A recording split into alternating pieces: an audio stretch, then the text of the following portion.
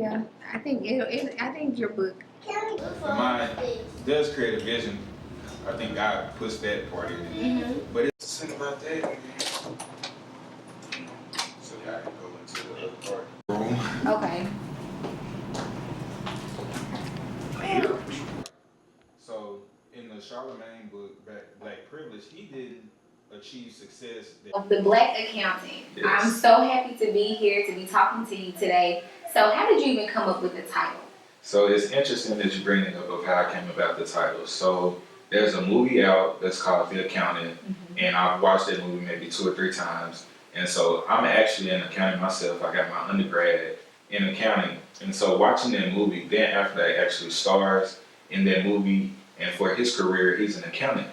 But before he even became an accountant, he battled autism, and then even after becoming an accountant, he became like a professional killer on his side time. And so looking at that movie, I looked at the aspect of him being an accountant, but also having a side life as well, where a lot of people don't know about the things that he do in his spare time.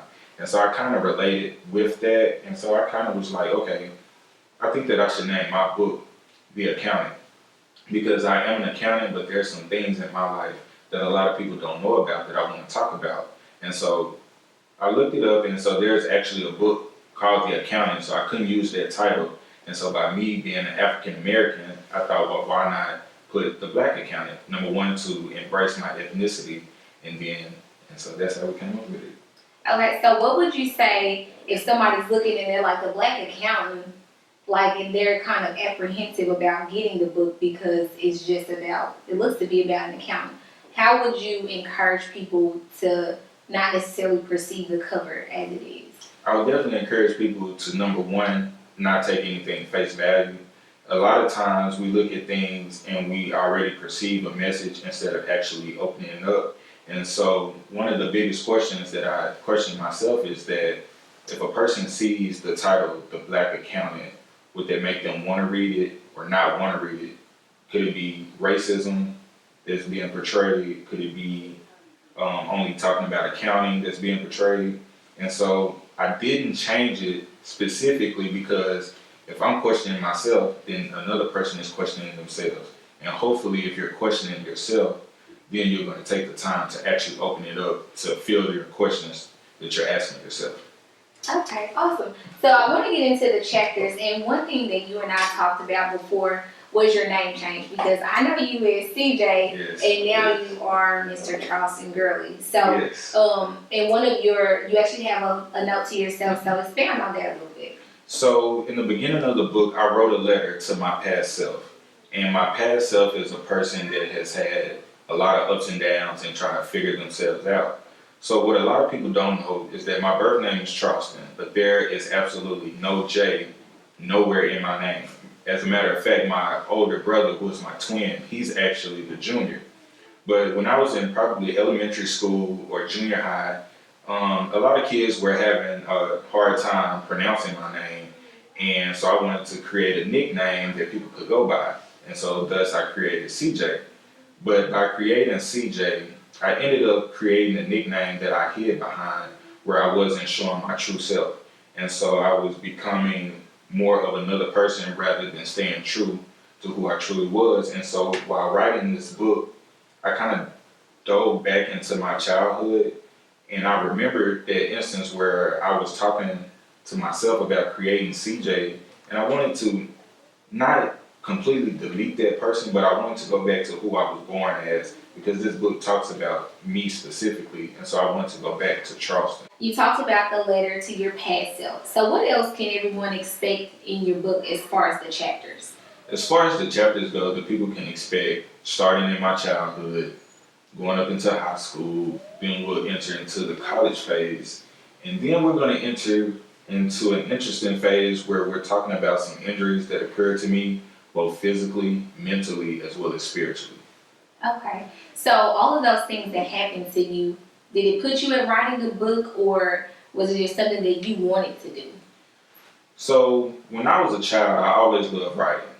But when you're growing up and you're dealing with society and things of that nature, it kind of forces you to put away the things that you truly love to adapt towards society. And essentially that's what I did. I used to love writing. I wrote stories all of the time. But because that wasn't deemed the highest thing for a male to do at a young age, I put that away, and so I started to play sports and things like that. Well, this last few months, I went through a serious breakup that really challenged me both mentally, emotionally, and spiritually, and so I had to find something to kind of pull myself back up out of the hole. And so I was having a conversation with my cousin, Larry Dawson, and he was telling me that in order to pull yourself out of the hole, you got to find out what it is that you truly love doing. And so thinking back on that, I remembered that I used to love writing. And so essentially at first, I was just going to just write my emotions and just fill up a piece of paper and then just throw it away. But then as I began to think back over my life and all of the different things that I've been through, I decided to put all of that into a book to create one big testimony. You mentioned that when you were younger, you were pushed towards sports instead of writing. So what would be some encouragement or something that you would say to children who are pushed to something different if they don't really like writing or anything it might be? Or what would you say to little CJ? I would definitely tell them to just go with their heart and not to be conformed by what other people are saying. That's the biggest thing with the youth. We're so cognizant of what another child or another person is saying that we sometimes not even acknowledge our own things or the things that we like because out of fear of what other people might say. So you have to be true to yourself. You have to love yourself. That's the biggest thing. So I would encourage parents to embrace whatever their child is doing and not try to force anything upon them. Just kind of let them be free and allow them to just figure it out what it is that they want to do. And then the other thing, which I talk about in the book, the biggest thing in childhood that kids really seek, especially in the Black community, is respect. And so essentially there's only two forms of respect in the Black community. That's either gang related or through sports. But what I would tell a younger person is that you can gain respect by doing what it is that you truly love. Because if a person sees you doing what it is that you really like, they really have no other choice but to respect you. Thus, you'll gain your respect by doing what it is that you truly love doing. So now I wanted to touch more on your chapters. So we know what the readers know what they can look forward to, but let's talk about the chapters specifically. But before we get into that, you do have two different covers. So why the change up for the covers? So the change up came because originally this was the beginning that I chose. And so then I kind of sent it out to the family and I sent it to my mom and she was like, well, what other pictures do you have? And so I found that one, and this is one that I had taken by a photographer named William Lawrence, who was a Black photographer here in the Jonesboro area. And so at one point I wanted to kind of show off his artwork with my book cover, but when I put the book together, it didn't really come out the way I wanted it, and so that's how I went back to this original that I kind of set up. Okay, awesome. So let's get into the chapters. So I'm gonna open up a book, open up your book. Okay, so your first chapter is 20. Just a brief, Okay. not too much. So just a brief synopsis of chapter 1, which is called 20. So I'm pretty sure a lot of people know, but for those who don't, I actually have a twin brother. And so he battles with different elements of handicap, where I'll explain in the book of the different types that he has. But it's talking about how I feel about it, number one, as a child. Because being a child and not really understanding and trying to grow up with a twin brother, because when you're twins, you actually have this type of chemistry that a lot of people don't really recognize. And whatever he feels, I feel. And whatever I feel, he feels. And so growing up, trying to figure out his disabilities as a child and trying to cope with them, because I didn't really talk about it, it created different types of emotional thoughts inside of my head. And so in chapter 1, I actually talk about those different feelings that I had. All right, so then you have moving on to the walk. Just a quick synopsis. Quick synopsis. So of course I play football, and so the walk on basically talks about my journey of being a walk on here at Arkansas State. And so it talks about the highs and lows and the different things of while I was a football player at Arkansas State. Okay, that's simple enough. All right, so the wrecking ball. The wrecking ball. Now this is an interesting chapter where I talk about my car wrecks. I had 2 car wrecks while I was in college, and both of them were life-threatening. And so that chapter talks about them, and it talks about from the beginning of it to the end and how everything happened. So that's basically what that chapter talks about. Okay, I'm so excited to read it, to see everything that you're talking about, the details. All right, so the 5th chapter is lungs. Yes. Now, and I didn't say it at first, but the book is about everything that's negative or bad that's happened in my life. That's why the chapters are kind of like the meaning in a sense. So chapter 5 is lungs, and that's basically, I went through a time where my right lung actually collapsed, and the doctors could not find out why this happened, and I actually went through depression and all of that. So that chapter talks about everything that happened during my lung collapse. Okay, so you talk about how you dealt with depression, or you Yes. talk about all that? Yes. Okay. Yes. Okay, so then we have lost myself. So going back into my childhood, how I created CJ to kind of hide behind. Essentially, I never found myself, so I was kind of always lost. So in chapter 6, me talking about lost myself, I talk about how I was completely lost as to who I truly was, because I wasn't identifying as Charleston, I was identifying as somebody else. And I talk about some of the different things that maybe my parents had taught me that I would get away from, or I was out here searching for different things, but because I didn't truly know myself, I didn't know what it was that I was searching for. And so chapter 6 talks about drug abuse. It talks about my relationship breakup. It talks about just different things that kind of just took me down through there. So with just a quick question about lost myself. So for this chapter, was this in college, or was it in college and post-college? So this chapter, it kind of begins in high school. Okay. Because when I talk about the drug abuse, it didn't start in high school, but it got introduced in high school, where the drinking became introduced to me. And so it kind of started off as something small, and then it grew into this big facet where I started to cope with whatever problems that I was having with alcohol and other drugs. And so that's kind of how that started. And then, so that was high school and college. And so then post-college came into effect when I was going through my breakup in my last relationship, and what I was dealing with, and that how I didn't really understand how to deal with the emotions, because for a man in society, we're taught not to show emotions, cry, different things like that, but I was having all of these different emotions, and I didn't know how to deal with them. And so I didn't know if that made me less of a man because I had these different emotions. I didn't know how to let go of a person. Because I was so used to being comfortable that I didn't know what it meant to be uncomfortable and adapt to something else. And so that chapter talks about all of those different emotions, all of those different things, getting away from my parents' teachings, just really out here trying to do my own thing, but really not knowing who I was in the beginning. Good. So then you move on to found God. Yes. So growing up, I always went to church with my parents and different things like that, but I never really understood going to church. I only went because of my parents. And so for the longest, I was just kind of doing what they told me to do. So when I got to college and got on my own, now I'm battling these different questions as, do I continue to go to church? Do I continue to do this? And so now I'm in search of God. At the same time, I'm in search of myself as well, because in the last chapter, I didn't really know who I was.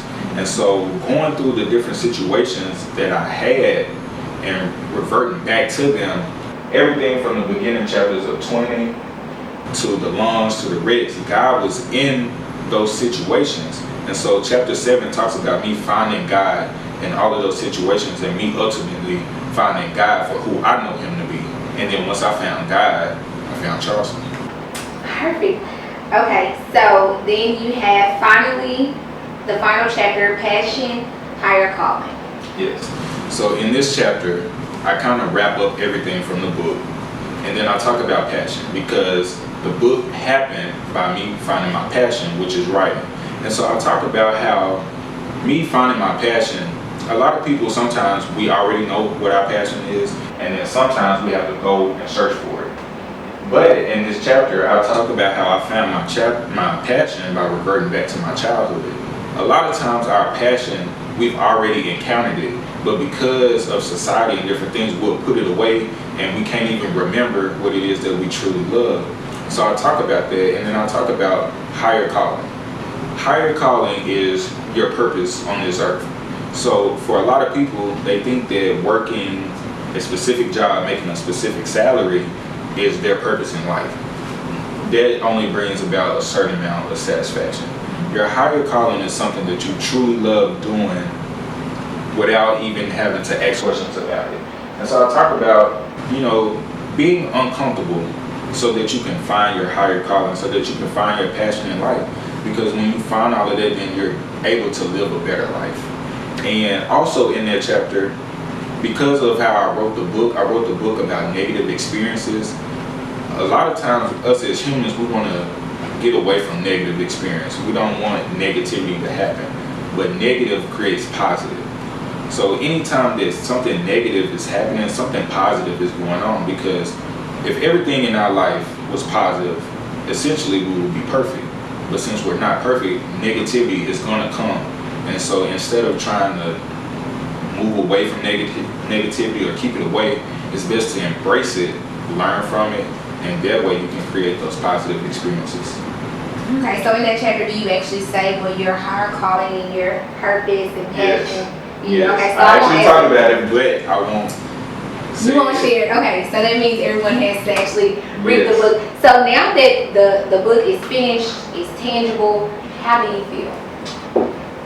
At first, when I was talking to my mom, I was actually nervous because in this book, there's going to be a lot of things that even my family don't know that they're going to read about for the first time.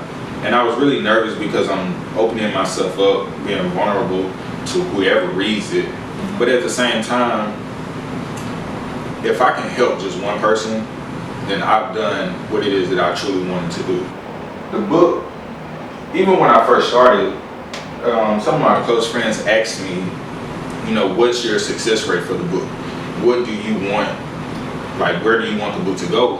And for me, if only one person buys the book and that one person's life is changed for the better, then that satisfies me. Because my life is not to be profitable or anything like that, but it's to help somebody else because somebody helped me. Through all of my experiences and all of the success that I might have achieved, however we deem success to be, somebody has helped me along the way. And so this book is to simply help an individual, whether it be a young male, a young female, or an older male or older female. It's simply to help them to tap in to their inner selves, be true to who they are, love themselves, embrace the negativity so that they're able to live their best life going forward. Okay, so you would say this is a book for everybody? Yes. Not just one group of people? Not just one group of people. Now, I would like for young men to read it, especially when I'm talking about emotions, because a lot of young men, like I said, we're taught to hide away those emotions, and so females are not able to see our emotion sides because a lot of people don't realize, but us men, we hurt as well. And so I want to show young men that it's okay to show your emotions, because when you don't, it starts to turn into anger, it builds up, and then we go out and do actions that we regret, and then it affects us in that way. So I want to show that it's okay to be, show emotions and different things like that. I'm not less of a man because I cried during my breakup. I'm not less of a man because I was depressed or anything like that. I'm still a man. I still can walk through my neighborhood. So I want to show people, specifically young men, that it's okay to show your emotions and embrace who you truly are. Alright, so now that this project is complete, what's next? What's next?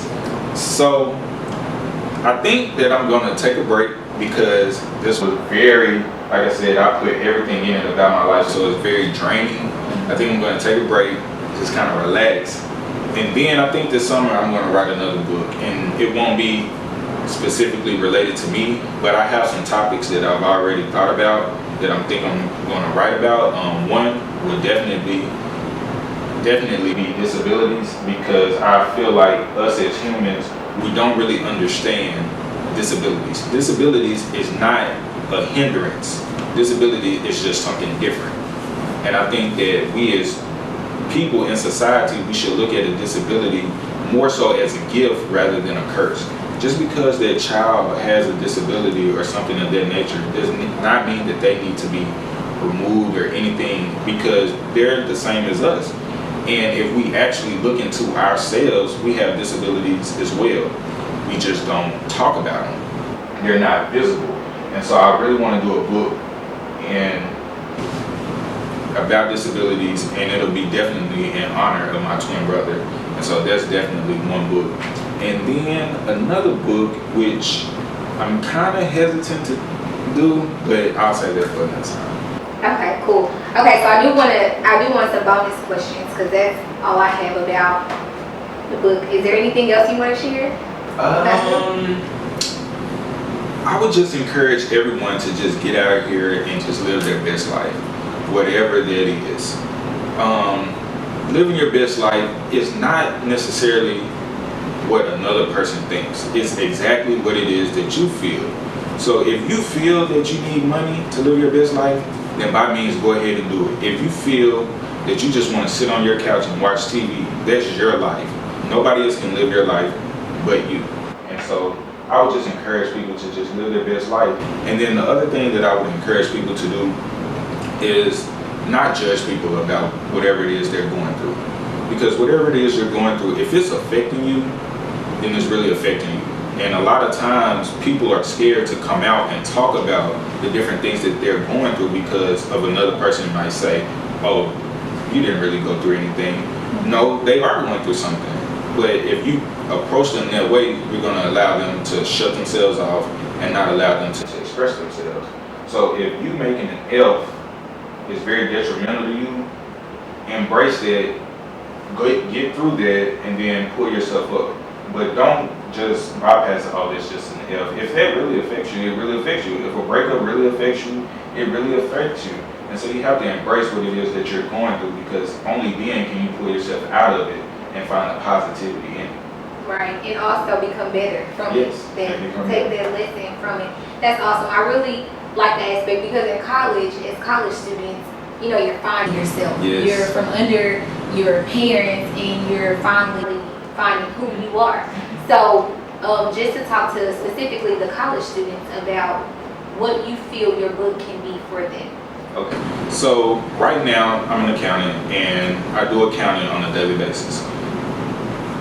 Going through college, you don't really get to know what it is that you like to do in life, because going through college you're studying and then you're thrown into the world. I would say to college students, reading this book, it allows you to see things at face value, to whereas if you're studying something in college, it might not be what you like to do in the real world, because you're not putting actions behind it, you're just studying. And so to the college students, I would definitely say that if you get out here and that's not what it is that you really like doing, go back and figure it out. There is no start or finish in life. Like, if you want to change, do it.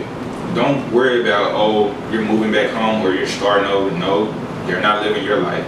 You can only live your life. And so I would definitely tell college students to get out here, try different things. If that career isn't working for you, don't force yourself to stay in it.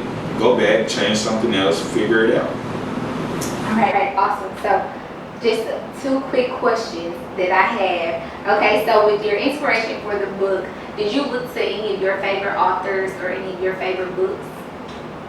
So, interesting you say that. Another one of my, which I gotta kind of say it to kind of answer the question, another one of my passions was reading books.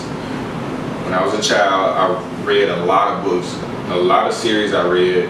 Number 1 was Junie B. Jones, Goosebumps, all of those different books. So I really love reading. So, but like I said, based on society, I put that away as well. It wasn't until my hometown best friend, Tevin Tyson, he messaged me maybe a few months back, and he encouraged me to get back into reading. And so I said, okay, well, I'm going to take time to read one book at a time. So I stumbled upon Charlemagne the Guy's Black Privilege, and it's a biography about himself as well. And so I really took a lot of key lessons from that book, and it kind of inspired me to kind of write my book and to tweak it to where it fits me and my personality. Okay. So is that one of your favorites, or what is your like all-time favorite book at this space in your life? At this place in my life, I would definitely say that Charlemagne the Guy's Black Privilege book is my all-time favorite. Just because he's so raw in the book, whereas when you read my book, there's slight profanity, but it's because I wanted the book to come from the heart and for it to be raw, so where you can actually feel me. Because I'm not, just because it has the accountant on there, I'm not this genius or this top businessman. I actually come from Pine Bluff on the north side, where I was raised around different gang life and different stuff like that.